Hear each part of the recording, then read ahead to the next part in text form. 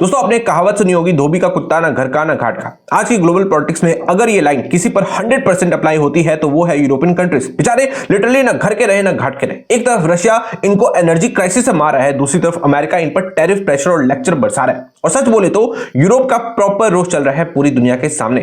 अब जरा ध्यान समझिएगा, बहुत ही इंपॉर्टेंट खबर बताने वाला हूं दोस्तों।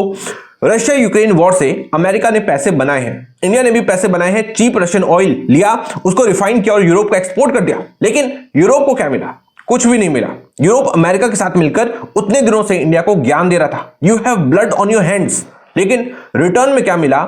यूरोप इंडिया से खुद ही रिफाइंड पेट्रोलियम प्रोडक्ट्स खरीद रहा था। मतलब इस धोबी के कुत्ते को किसी ने भी नहीं छोड़ा। एक तरफ अमेरिका, दूसरी तरफ रशिया और तीसरी तरफ इंडिया। और इस हालत में ये धोबी का कुत्ता सोच रहा है कि क्यों ना इंडिया के पास चला जाऊं। इसलिए टेल हिलाते हुए इंडिया आया है। माइंडसेट ये है कि चलो इंडिया हमें अडॉप्ट कर ले, गले में पट्टा डाल दे, एटलीस्ट कोई तो होगा जो हमें घुमाएगा और खाना भी खिलाएगा। और जैसे ही ये चीज सामने आती है वैसे ही अमेरिका पैनिक मोड में चला जाता है। अमेरिका सोचता है कि यार अगर यूरोप इंडिया के कैंप में चला गया तो मेरा लेवरेज खत्म हो जाएगा। तो अमेरिका क्या करता है? अमेरिका इंडिया को कहता है कि देखो यूरोप को अडॉप्ट करने की कोई जरूरत नहीं है, ये ऐसी गली के डॉग्स हैं, इन्हें रोक कर दे दो।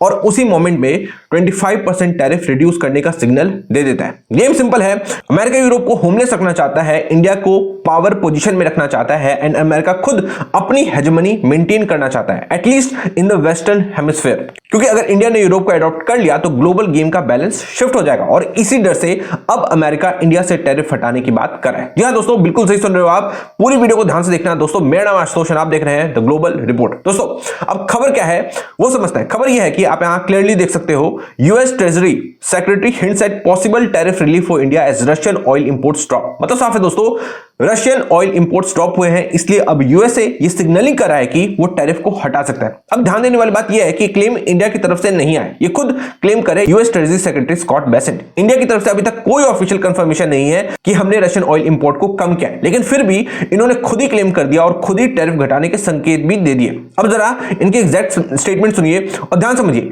Indian purchases by the refineries of Russian oil have collapsed, so that is a success. The tariff are still on, 25% tariff of Russian oil are still on. I would imagine there is a path to take them off. यानी ये कहना चाहते हैं कि India ने रूसी तेल को खरीदना कम कर दिया है, दैट मींस कि हमारा दबाव काम कर गया है, इसलिए ये एक सक्सेस है। टैरिफ अभी भी लगा है, 25% अभी भी ऑन है, लेकिन उसे हटाने का रास्ता मौजूद है। अब आप देखो दोस्तों, ये कोई कैजुअल स्टेटमेंट नहीं है, ये एक पॉलिसी सिग्नल है और बहुत बड़ा सिग्नल है। हर एक बड़ी मीडिया ने इसे कवर किया है, आप यहां देख सकते हो। इंडियन एक्सप्रेस भी सेम चीजें रिपोर्ट कर रहा है। खैर दोस्तों, अब यहीं पर यूरोप वाला एंगल एंटर करता है और असली कहानी यहीं से शुरू होती है। असल बात यह है दोस्तों, यूरोपियन यूनियन के जो टॉप लीडर्स हैं वो इस वक्त इंडिया में हैं। यूरोपियन यूनियन कमीशन की president Ursula von der Leyen India में मौजूद हैं।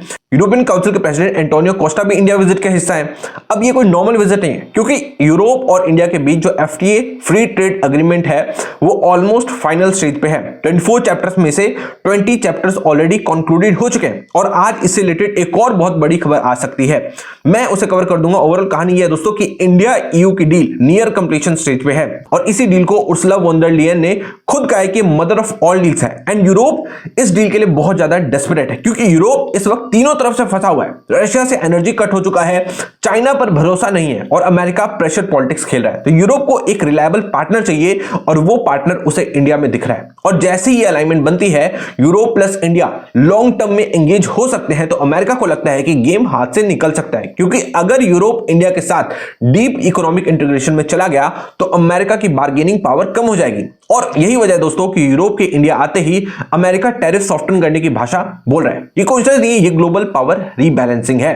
दोस्तों अमेरिका ये चाहता है कि इंडिया पूरी तरह यूरोप के कैंप में ना चला जाए। अमेरिका चाहता है कि इंडिया थोड़ा रुका रहे, थोड़ा बैलेंस बनाए रखे और टैरिफ जैसी चीजों में इंडिया को नेगोशिएशन टेबल पर रखा जाए। और यूरोप के साथ सिचुएशन ये है कि यूरोप अब इंडिया के बिना चल ही नहीं सकता। Energy market, manufacturing, supply chain, हर जगह इंडिया नीडेड है। इसलिए यूरोप अपना सो कॉल्ड मोरल लेक्चर छोड़कर नेगोशिएशन टेबल पर आ चुका है। आगे इस मामले में जो भी अपडेट होगा मैं आपको बताता रहूंगा। मिलता हूं आपसे नेक्स्ट वीडियो में। जय हिंद, वंदे मातरम।